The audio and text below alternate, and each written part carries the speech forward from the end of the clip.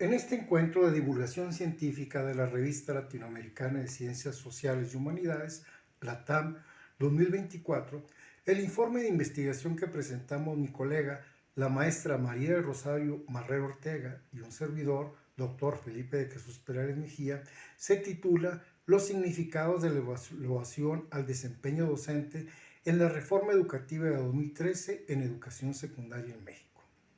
En las últimas décadas en nuestro país se han concretado diversos cambios relevantes en la profesión docente mediante diversas reformas al sistema educativo nacional. Una de ellas es la del decreto del 2013, por el que se reformó el artículo 3º constitucional, planteando la necesidad de contar con personal docente calificado, preparado y competente.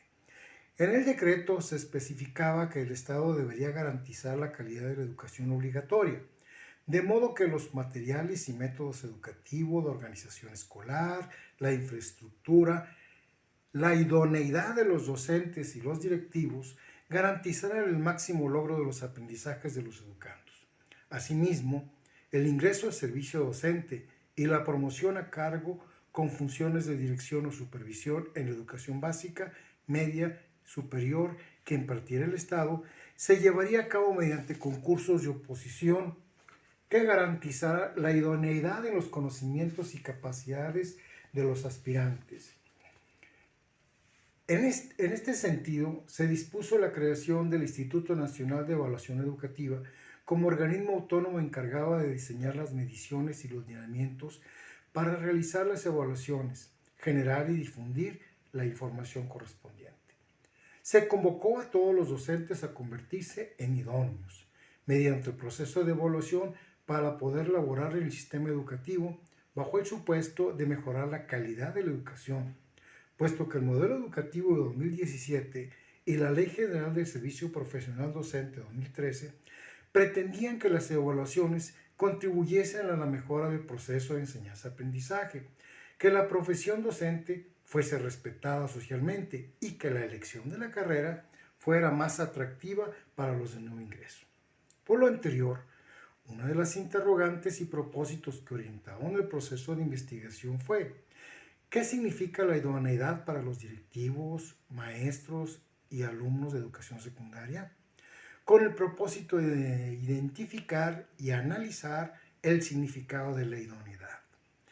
En la Ley General de Servicio Profesional Docente se establecieron los criterios, términos y condiciones para el ingreso, la promoción, el reconocimiento y la permanencia para acceder al trabajo al sistema educativo nacional.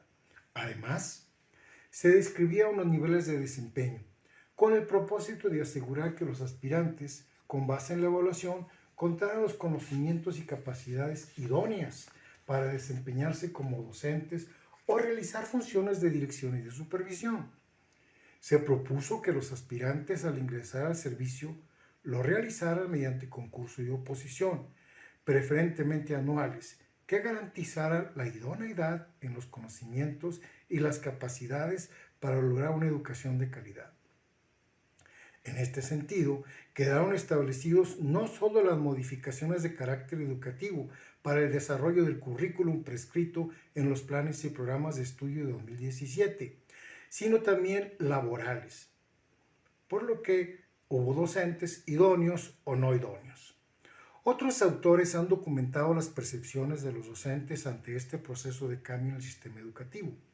Por ejemplo, para Cuevas, las representaciones sociales que los docentes de educación secundaria construyeron sobre la reforma educativa de 2013 tuvieron como elementos centrales el examen de oposición, la pérdida del empleo y la corrupción del proceso de evaluación docente. Para Trujillo, la evaluación docente establecida por el Instituto Nacional de Evaluación Educativa estuvo muy lejos de convertirse en un proceso orientado hacia la mejora para retroalimentar a los docentes en su desempeño. Solamente quedó establecida de manera discursiva, pero en la práctica sembró la incertidumbre en el magisterio al anunciar despidos y programas de retiro voluntarios a quienes no aprobaran los exámenes. El estudio se desarrolló mediante el paradigma cualitativo con orientación etnográfica, ya que se buscó profundizar en los significados, conductas, acciones y relaciones de los docentes, directivos y estudiantes de una escuela secundaria situada en la ciudad de Torreón, Coahuila, México. Para Rodríguez, la investigación cualitativa plantea como lema hacer extraño lo cotidiano, a fin de descubrir las diversas versiones que pueden justificar las actuaciones de los participantes.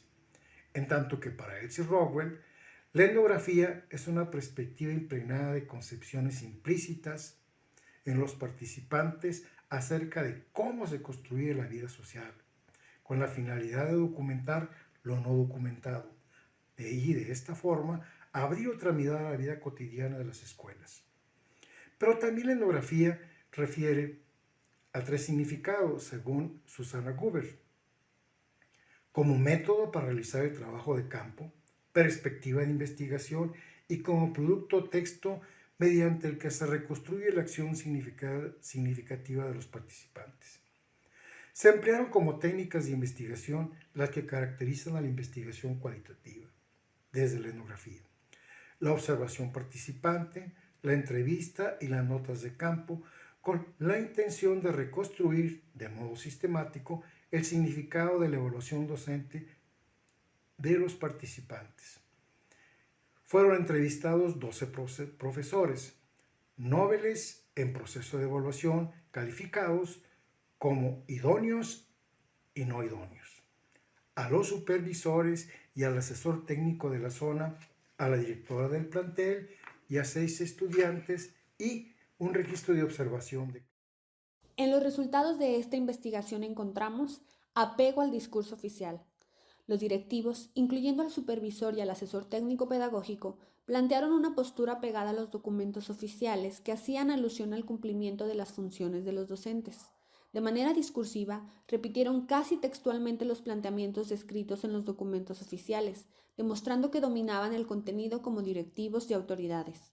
Por su parte, los docentes coincidieron en la importancia del logro de los aprendizajes esperados en los alumnos propuestos por el Plan y Programas de Estudios 2017, Aprendizajes clave para la educación integral, denotando un contraste en las opiniones sobre la evaluación del desempeño entre los que aprobaron con nivel suficiente o destacado y los que obtuvieron un nivel insuficiente, considerado como no idóneo.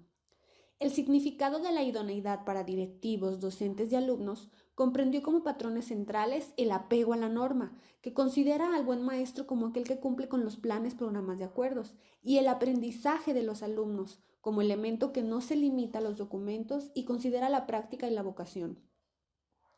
Otro de los resultados que encontramos fue sentimientos sobre la evaluación. Los directivos consideraron los procesos de evaluación una buena opción, ya que representaban una oportunidad para la mejora en el trabajo académico de los docentes, sin minimizar lo que realizaban en sus funciones. Lo anterior se refiere a mejorar los aprendizajes. Asimismo, el sentimiento positivo hacia la evaluación se manifestó en función de los resultados que se hubiesen obtenido y la oportunidad de tener un mayor reconocimiento social y profesional y, a su vez, mayor remuneración en el cargo al que aspiraba el participante. Las reacciones de los docentes al saberse notificados fueron totalmente opuestas a las de los directivos. La incertidumbre para presentarse a la evaluación generó estrés y presión.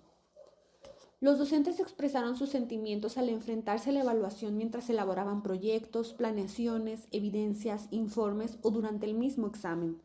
Se comentó que pasaban 5 meses de angustia para concluir el proceso, si es que los resultados eran suficientes. Tanto directivos y maestros en proceso de evaluación, como profesores con resultados idóneos y maestros con resultados no idóneos, coincidieron en los sentimientos acerca de la evaluación. Los maestros, durante el proceso de evaluación, afirmaban haber entrado en un estado de presión y estrés. Les preocupaba cómo elaborar lo que se les solicitaba en el servicio profesional docente. Sentían angustia y miedo de que los resultados fueran determinantes para perder el empleo. Incluso esos sentimientos generaron una aversión a la evaluación. La situación empeoró para los docentes que no aprobaron en las 2 primeras oportunidades. Se agregó el retraimiento, la vergüenza y el esconderse de los compañeros. Los directivos coincidieron con el planteamiento anterior, añadiendo un elemento más, que fue el rendimiento en las clases y el trabajo con los alumnos. La imagen del buen docente se deterioró, aunada a lo determinante que fue la presión social y las expectativas que se tenían de su trabajo. Vino entonces un choque en la identidad de los docentes con más de 10 años de experiencia, que eran considerados buenos maestros por la comunidad y no lograban aprobar las evaluaciones. Contrario a los sentimientos de los docentes en servicio con mayor antigüedad, los profesores de nuevo ingreso al sistema educativo observaron la evaluación y la etiqueta de idóneo como algo positivo, como una oportunidad y un compromiso de demostrar por qué fueron seleccionados. Expresaron su ánimo de seguir esforzándose y su autoestima aumentó. Los procesos de evaluación significaron la posibilidad de aprovecharlos como plataforma para lograr crecer en la carrera docente, una oportunidad de ingresar al sistema con la satisfacción de haber elegido bien la carrera y ascender gradualmente. Ahora hablaré sobre discusión y conclusiones. La concepción de idoneidad cobró sentido en función del cargo que ocupaban los participantes y el resultado obtenido en la evaluación del desempeño.